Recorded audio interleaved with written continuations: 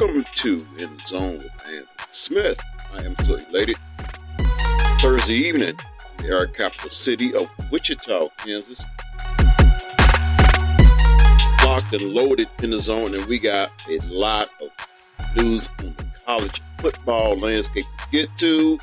As you know, that signing period is coming up, and now we are looking at guys who may be flipping their commitments. Yes, commitments being flipped. And I know around here a lot of people where I'm at, some are in an uproar, and they forget about the fact that a lot of these kids are still 17, 18 years old. Forget about that. Like where I'm at, I'm here in Wichita, Kansas, and right up the road from Wichita is a little town called Derby, Kansas. Let me give you a little backdrop on Derby.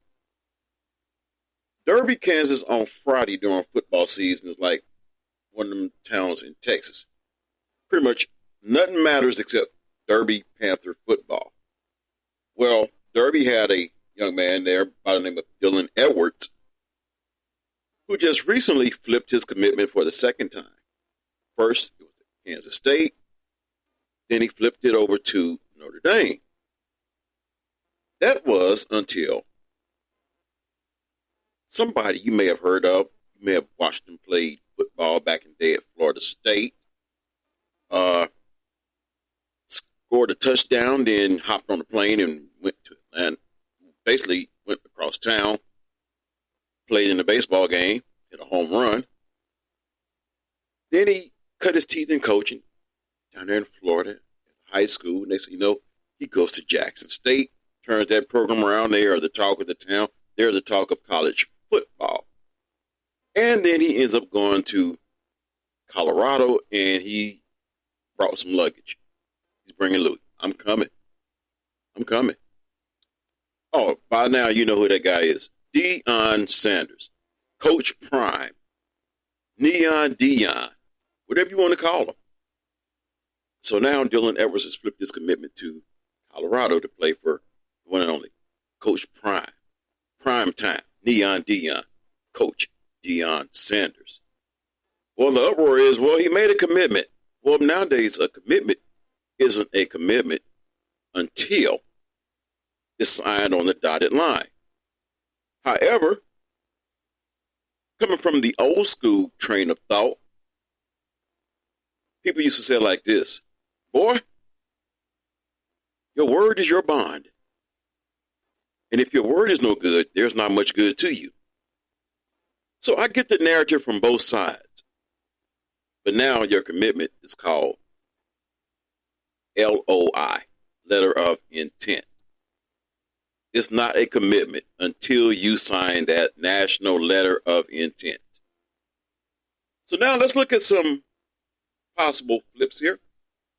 There's a 5-star quarterback recruit who might be flipping his commitment. 5-star quarterback Dante Moore could be on the verge of flipping his commitment. At least that's what it sounds like. Moore, the number 11 recruit and number 5 quarterback from the 2023 class, committed to Oregon in July. However, the Ducks recently lost one of their top coaches.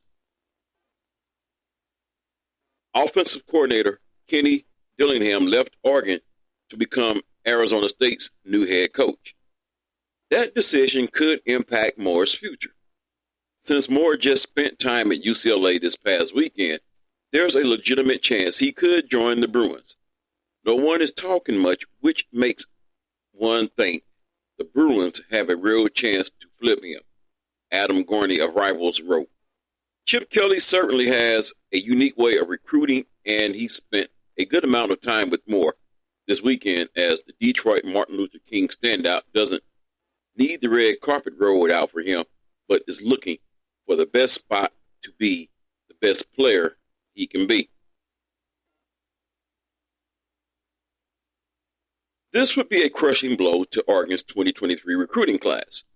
Moore had another great season at Martin Luther King, throwing for 2,392 yards with 32 touchdowns, and 3 interceptions. So we will be following that story because there's a possibility, yes, that's a recruit that could be flipping his commitment.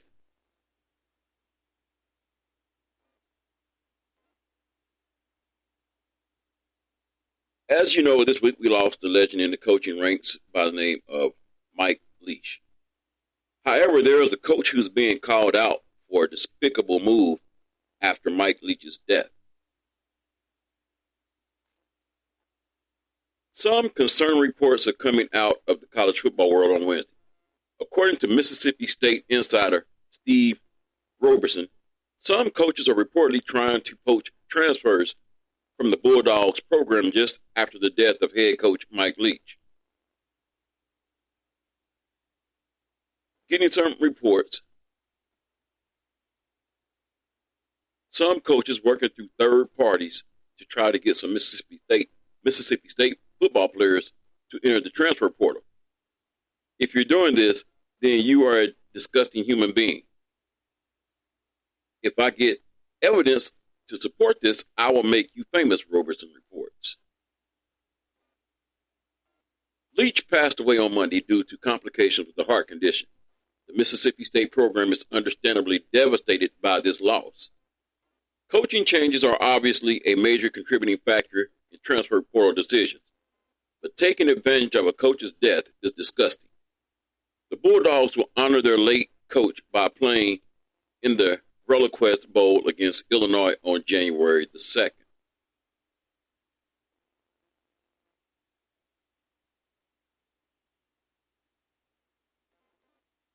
In some more news,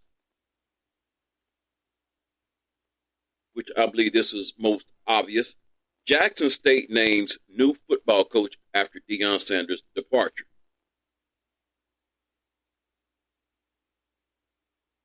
T.C. Taylor is getting a major promotion. Jackson State University assistant football coach will succeed his boss, Deion Sanders, taking over the football program at JSU and becoming its 22nd head coach. According to WAPT News, Sanders, who will complete his tenure with the JSU Tigers after they compete this weekend in the Celebration Bowl in Atlanta, following back-to-back Southwestern Athletic Conference titles, recommended Taylor for the job. Taylor spent his first 2.5 seasons playing quarterback for Jackson State before transitioning to wide receiver. He played both positions from 1998 to 2001. In his 19 games as a receiver, the Macomb, Mississippi native recorded 188 catches, 1,793 yards. The former JSU quarterback and wide receiver has been a part of the Jackson State football staff since 2019, coaching tight ends and wide receivers. The university said in a news release, according to WAPT, and has played a key role in an historic run over the past 2 seasons of Tiger football. Taylor shattered the Jackson State single-season record as a senior, amassing 84 receptions, 1,234 yards, and 11 touchdowns. In 2001, he finished second to Eli Manning for the Connerly Trophy awarded to Mississippi's top college football player.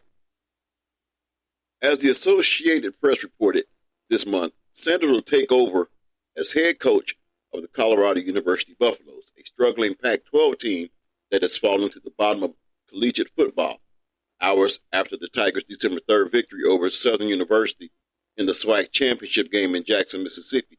CU's Director of Athletics, Rick George, made the announcement.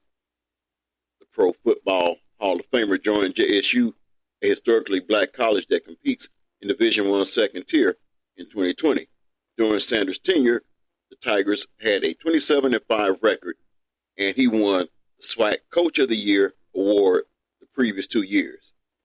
In coaching, you either get elevated or you get terminated, Sanders told his team, according to AP.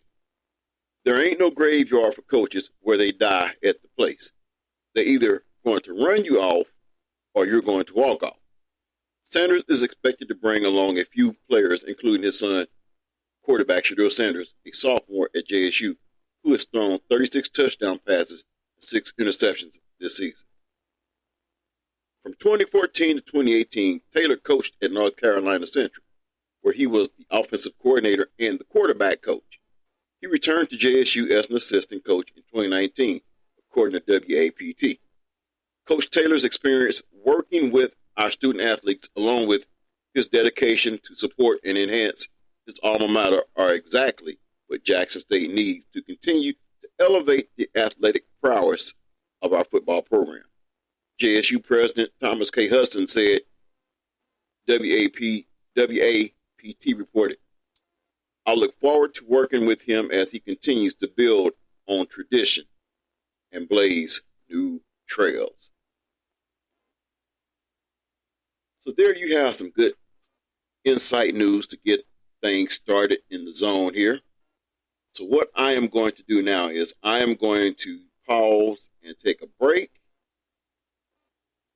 And when I come back, I'm going to have some more news for you. So don't you dare go nowhere. Stay locked in the zone with yours truly, Anthony Smith.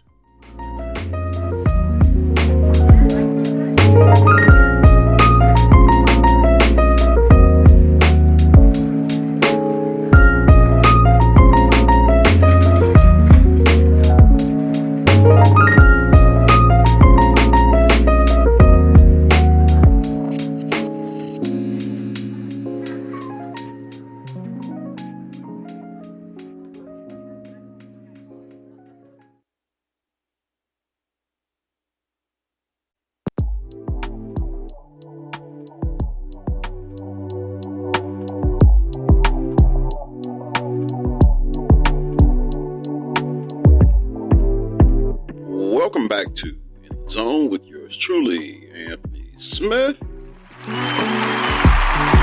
Thank you. Appreciate that. I do feel the love while I'm in the zone.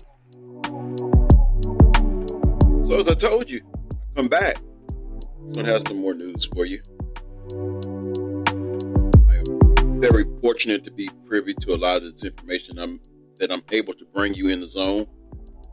Information that I hope that you will find helpful as we trek along this journey in the zone.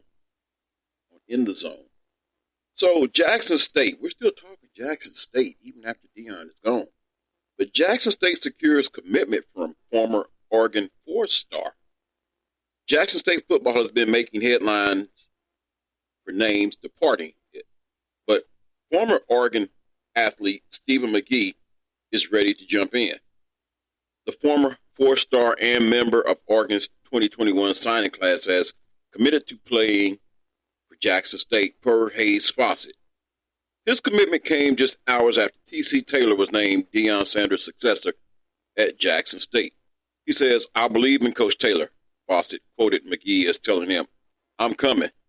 That's a very synonymous word right there. I'm coming. The Rochester, New York native was the 9th ranked running back in the 2021 recruiting class by 24/7 Sports and was ranked as the top-ranked player in the state by the site. He committed to the program in December of 2018 after being recruited by a number of Power 5 programs, including Colorado. He was recruited by Mario Cristobal, who is now head coach at Miami. McGee played in 13 of 14 games as a true freshman, starting the season at running back before transitioning to receiver, as he rushed 14 times for 61 yards and a touchdown while adding 7 receptions for 84 yards in 2021. He briefly entered the transfer portal following his freshman season, only to return to Eugene. McGee played in 6 games, catching 11 passes for 67 yards in 2022 before deciding to hit the portal. McGee had offers from Nevada, UMass, and Florida A&M posted to his Twitter account after hitting the transfer portal back in October. He recently visited Miami, but didn't get an offer. Now he's headed to the 2-time defending SWAC champions.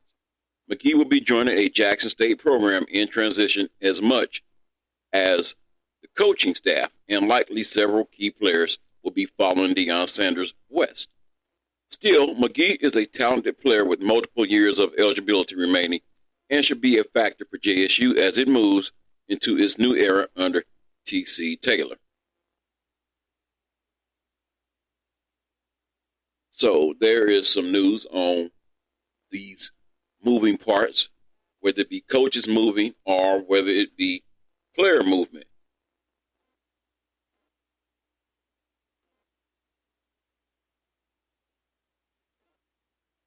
And in some more related news, one of the things I want to look at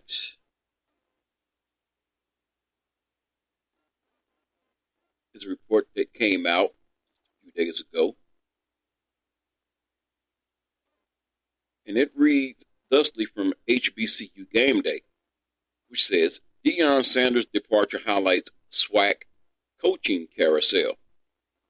The departure of Deion Sanders has left a prominent coaching vacancy in the SWAC, but it is far from the only one in the conference. Jackson State is one of 4 teams in the 12-member SWAC that has to replace its head coach from 2022. The latest addition to that list is Mississippi Valley State. MSVU will have to replace Coach Vincent Dancy, who is joining Sanders' staff in Colorado as safeties coach. Dancy, a JSU alumnus, had been the head coach at Valley since 2018. He had signed an extension a year earlier, but now Valley will be looking for its 3rd head coach since the end of the 2013 season. The week before Deion Sanders announced he was moving to Colorado, Bethune-Cookman parted ways with Terry Sims. Sims won a piece of the MEAC title in each of his first 2 seasons at the Daytona, Florida school and was competitive throughout the program's tenure in that league. But Sims only managed 4 wins in the past 2 seasons, including back-to-back losses to rival Florida A&M. Arkansas Pine Bluff was the first SWAC program to make a change this year as it sent Doc Gamble packing a little over a year and a half after he led UAPB to the SWAC championship game in the spring shortened season. Don Treadwell finished the season for UAPB, but according to Football Scoop, he's not one of the finalists for the job. The 4 openings in the SWAC is the same number of changes there were following the fall 2021 season. Eddie Robinson was hired to replace Donald Hill Eli at Alabama State.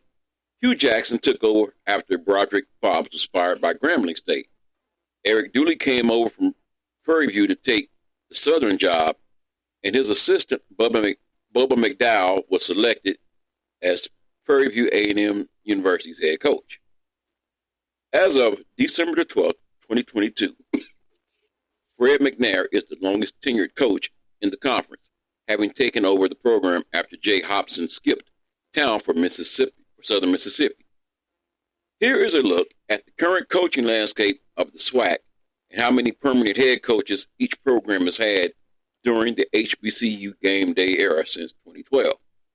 Alabama A&M, Connell Maynor has been its head coach since 2017, 3 head coaches since 2012. Alabama State, Eddie Robinson Jr. was hired in December 2021, 4 head coaches since 2012. Arkansas Pine Bluff, searching for a coach, 3 head coaches since 2012. Alcorn State, Fred McNair was hired as head coach in February 2016, 2 head coaches since 2012. Bethune-Cookman, currently searching for a head coach, 2 head coaches since 2012. Florida A&M, Willie Simmons was hired in December 2017, 3 head coaches since 2012. Grambling State, Hugh Jackson was hired in December 2021, 3 head coaches since 2012. Jackson State, searching for a coach. Of course, that issue has been resolved, 5 head coaches since 2012. Mississippi Valley State, searching for a coach, 3 head coaches since 2012. Prairie View A&M, Bubba McDowell was named head coach January 2022, 4 head coaches since 2012. Southern University, Dooley was hired in 2021, 3 head coaches since 2012.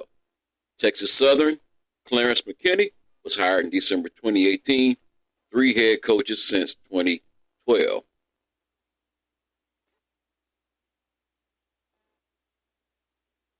So there you have that coaching carousel.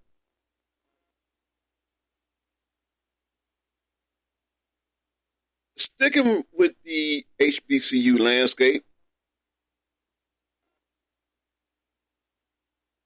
Chris Paul to become an HBCU graduate on Friday.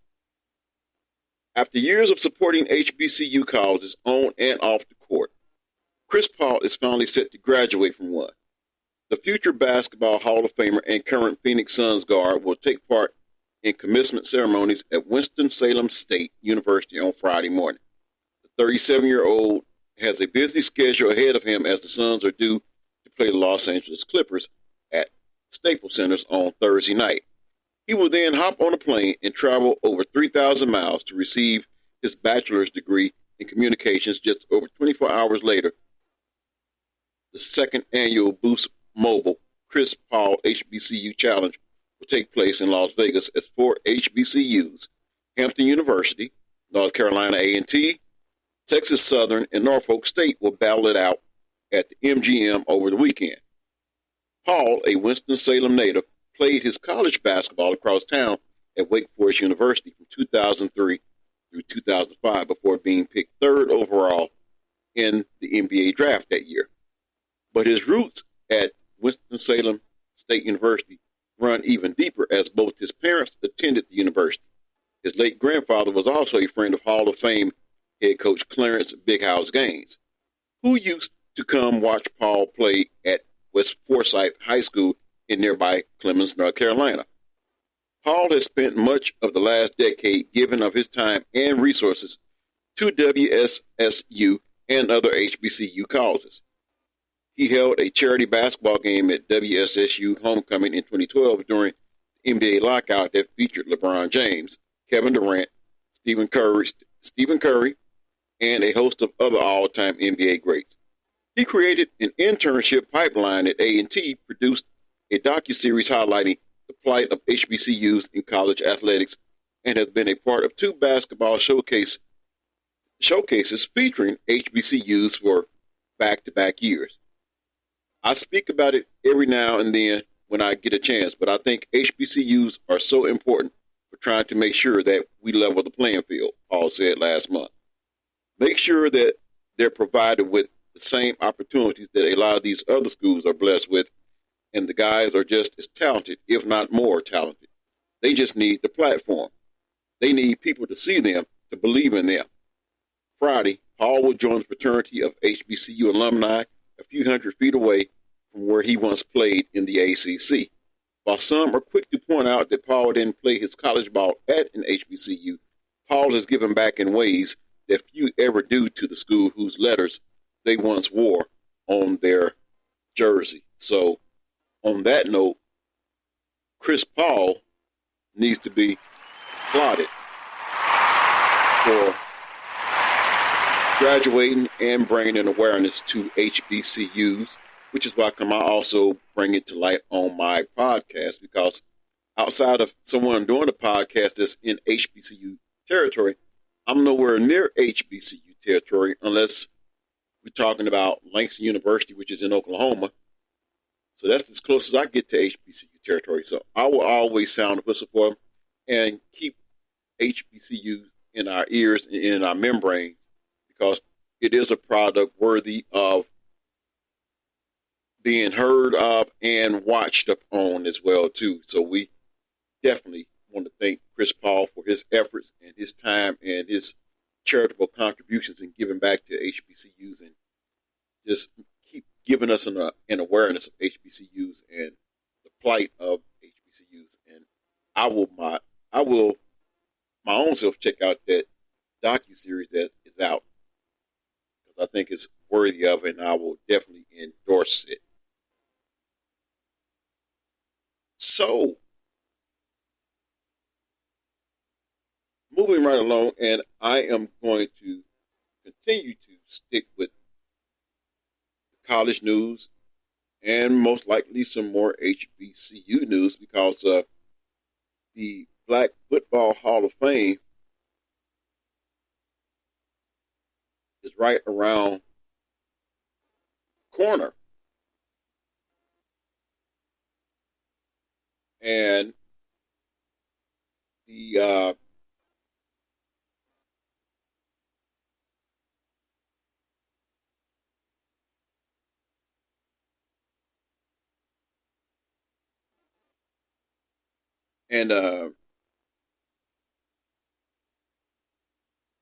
I think it would be very interesting that I also bring light to this as well too, because a lot of people, for some reason, are probably still in the dark about it because not enough news is made about this.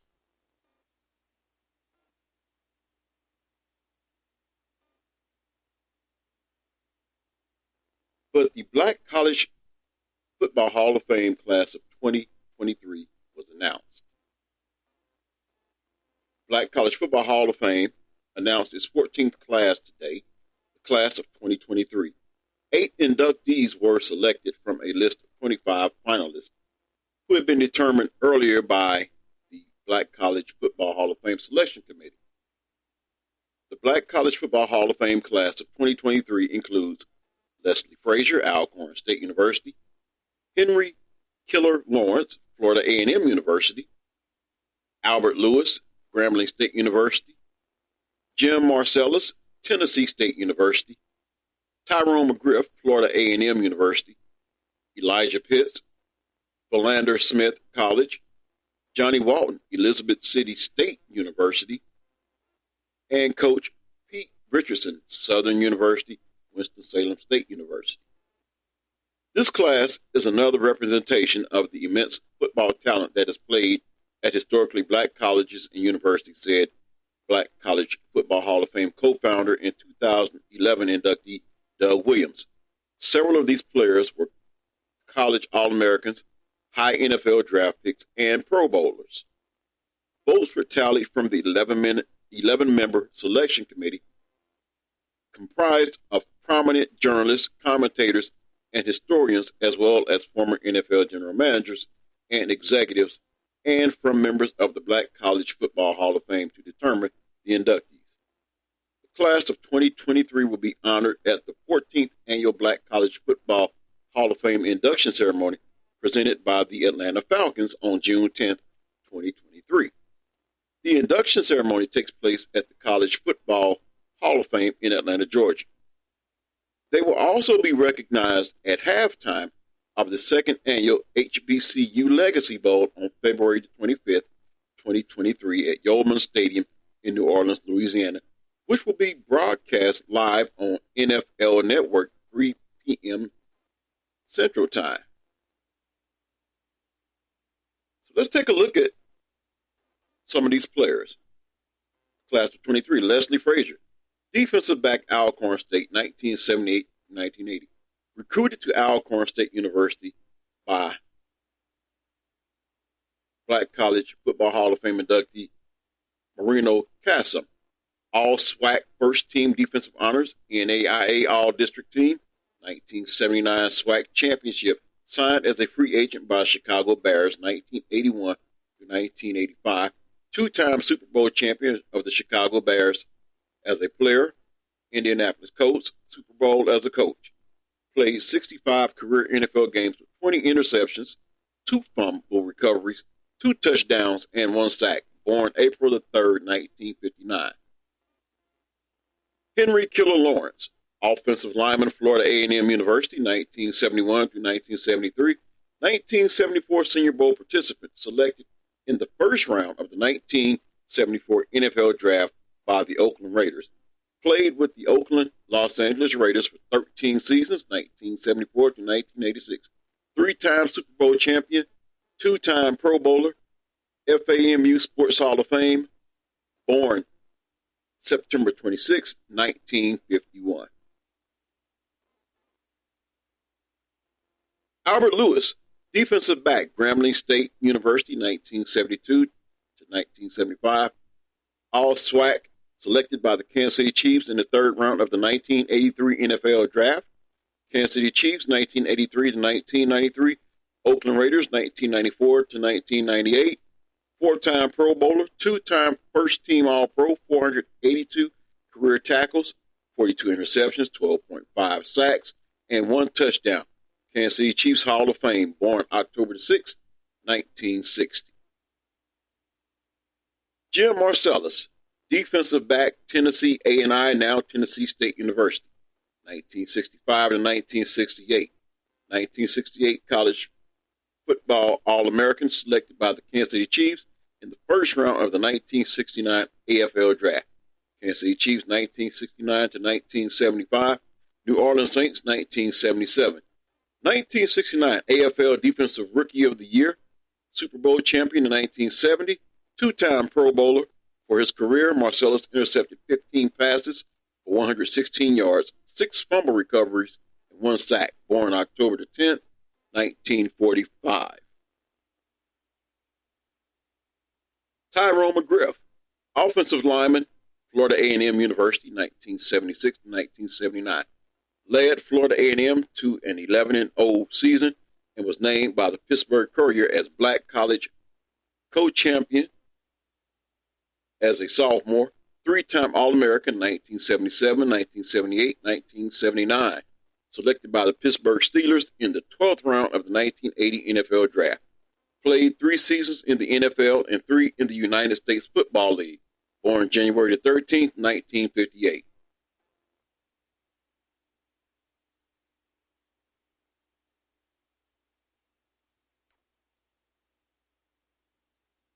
Elijah Pitts, halfback, Philander Smith College, 1977 to 1979.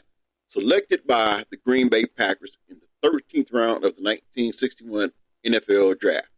Green Bay Packers, 1961 to 1969. Los Angeles Rams, 1970. New Orleans Saints, 1970. Green Bay Packers, 1971. 11-year NFL veteran, specialized in returning punts and kickoffs while playing both running back positions. Quickly became captain of special teams under coach Vince Lombardi, born February 3rd, 1938.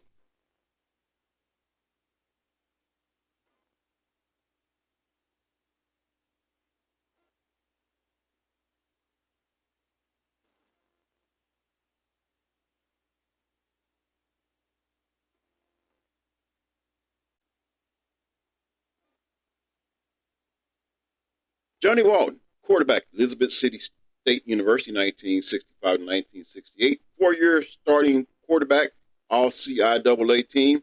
His senior year with 114 of 204 passes for 1,400 yards and 16 touchdowns. Led the Vikings to an 8-1 record. Signed with the Los Angeles Rams as a free agent. Los Angeles Rams, 1969 to 1972.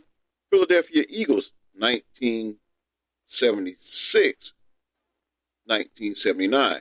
Inducted into the BCSU Hall of Fame on October 25th, 1985. Born October 4th, 1947. And lastly, Coach Pete Richardson. Coach, Winston-Salem State University, 1988 to 1992. Southern University, 1993 to 2009. Compiled a 169, 76, and 1 record. Won 3 Central Intercollegiate Athletic Association, CIAA Conference Championships. Richardson never had a losing season while at Winston-Salem State University. During his 17 years as head coach at Southern, Jaguars football team won 5 Southwestern Athletic Conference Championships, including a three-peat from 1997 to 1999. 4 Black College National titles, 1993, 95, 97, and 2003. 4 Heritage Bowl titles, 12 and 5 in the Bayou Classic, born October 17, 1946. Some things about the HBCU about the Black College Football Hall of Fame. The Black College Football Hall of Fame was established in October 2009 to honor the greatest football players and coaches from historically black colleges and universities, HBCUs. Its trustees are football legends Mel Blount, James Harris, Willie Lanier, Art Shell, and Doug Williams. The Black College Football Hall of Fame is sponsored by the Shaq Harris and Doug Williams Foundation, a 501c3 nonprofit tax-exempt organization. About the HBCU Legacy Bowl. The HBCU Legacy Bowl, presented by the Black College Football Hall of Fame, is a postseason all-star game that showcases the top 100 NFL draft-eligible football players from historically black colleges and universities. The game will be played on the Saturday, February 25th, 2023 at Yeoman Stadium at Tulane University and broadcast live on NFL Network. More than a football game, the week-long celebration of black culture and history will provide invaluable exposure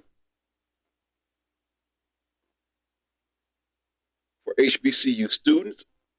HBCU Legacy Bowl founding partners include the National Football League, Adidas, Kansas City, Chiefs QB Patrick Mahomes and his 15, and the Mahomes Foundation, Coca-Cola, Coors Light, Home Depot, New Orleans Saints, Riddle, State Farm, Sugar Bowl, Tulane University, Zebra Technology, and the Pro Football Hall of Fame. Follow the HBCU Legacy Bowl on social media via @HBCU Legacy Bowl or visit www.hbculegacybowl.com for more information. So what I'm going to do right here is I'm going to take a break. And when I come back, I will come back to wrap things up on In the Zone. So don't you go nowhere. We'll be right back. This is yours truly, Anthony Smith.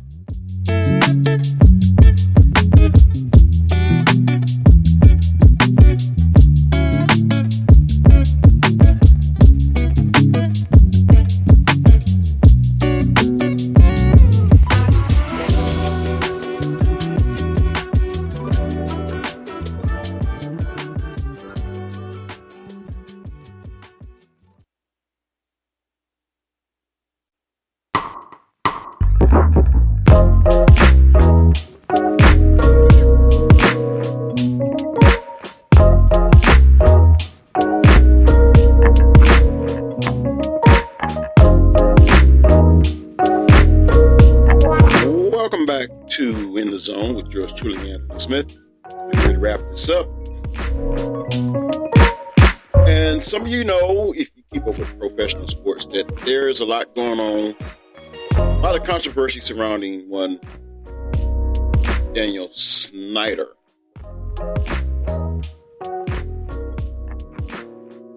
And there's a report out there saying Dan Snyder allowed Commanders' toxic culture, NFL-aided cover up. So we are going to get into this story as we wrap up In the Zone. And I do believe that I even have some audio on this. So what I am going to do is I'm going to get this audio queued up.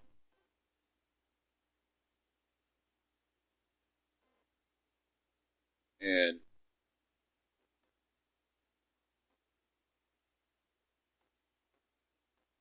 I said I am, but sometimes things don't work out the way you want them to.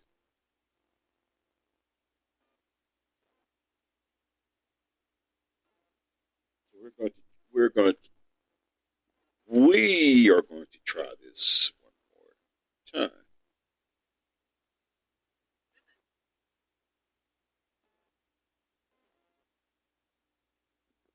Released its findings after a 14-month investigation of the Washington Commanders' toxic workplace culture under owner Daniel Snyder. The 79-page report says the NFL buried the findings of its own investigation and was complicit in efforts by Snyder to obstruct the congressional inquiry. We saw efforts that we've never seen before, at least I haven't, and where he was intimidating the workforce and the executives, anyone who spoke out. He had private investigators go to their home. He fired women. Representative Carolyn Maloney chaired the committee, which released video of a private investigator attempting to collect information about a former cheerleader. The committee also released the deposition of Washington's former general manager, Bruce Allen, who said he too received a visit from a private investigator. Allen testified that Snyder told him he wanted private investigators to follow NFL Commissioner Roger Goodell, and that Snyder added, "I'm going to find out something about him." ESPN reported in October that Snyder has bragged to associates that he's collected dirt on Goodell and team owners to stave off any attempts at forcing him to sell his team. A Commander spokesperson and the team's outside lawyers have denied the report.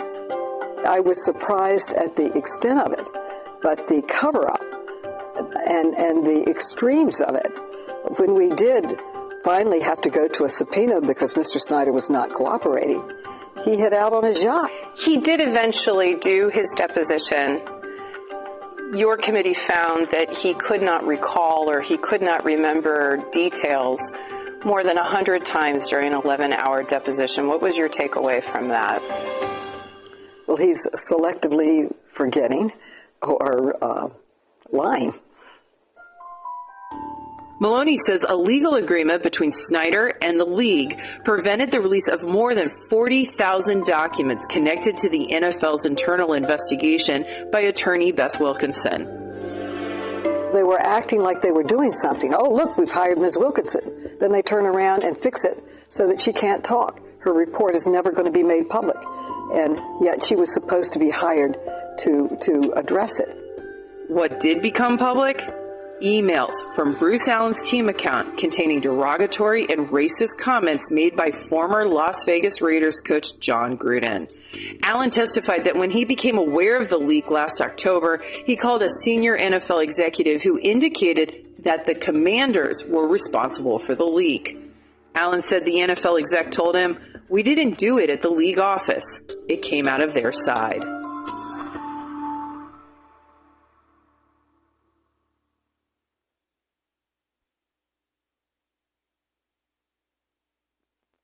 So there you have that audio. So the Washington Commanders owner Daniel Snyder permitted and participated in the team's longtime toxic work culture and obstructed a 14-month congressional inquiry by dodging a subpoena, working to dissuade and intimidate witnesses from cooperating, and claiming more than 100 times in testimony that he could not recall answers to basic questions, according to the final report of the U.S. House of Representatives Committee on Oversight and Reform. The committee's 79-page report released Thursday also comes down hard on the NFL, concluding that the league was complicit in Snyder's efforts by not cooperating with the congressional inquiry and by burying a 2020-21 investigation of the Commander's workplace led by Beth Wilkinson, the results of which have never been fully released. We saw efforts that we have never seen before, at least I haven't, said Representative Carolyn Maloney, who chaired the committee. The NFL knew about it, and they took no responsibility. NFL officials were acting like they were doing something, Maloney told ESPN. Then they turn around and fix it so she can't talk. Her report is never going to be made public, yet she was supposed to be hired to address it. The hypocrisy, the coordinated effort to hide what they acknowledge. The congressional report, citing allegations of harassment and abuse against several other teams, says the NFL has put the interest of league owners ahead of NFL employees, failing to protect them or ensure that victims can speak up without fear of retaliation. NFL chose to bury Ms. Wilkinson's findings and whitewash the misconduct it uncovered, the committee's report says. Rather than seek real accountability, the NFL aligned its legal interests with Mr. Snyder's, failed to curtail his abusive tactics, and buried the investigation's findings. NFL spokesperson Brian McCarthy released a statement Thursday saying that the league is committed to ensuring the all employees of the NFL and the 32 clubs work in a professional and supportive environment that is free from discrimination, harassment, or other forms of illegal or unprofessional conduct. The Commanders have attacked committee efforts as driven by partisan politics and have said Snyder and the team cooperated fully with investigators. Spokeswoman Jean Medina released a statement attributed to team attorneys John Brownlee and Stuart Nash that said the report does not advance public knowledge of the Washington Commanders' workplace in any way. So I am going to close on that note because there is more to this report, but I am not going to bore you with more of that. All I say is keep your ears open because there is going to be a lot unfolding. But I hope you have enjoyed your time in the zone with yours truly, Anthony Smith. It's always a blast for me to be able to be with you in the zone, locked and loaded in the zone. Until the next time, like I always say, stay locked in the zone, stay blessed. Yours truly, Anthony Smith.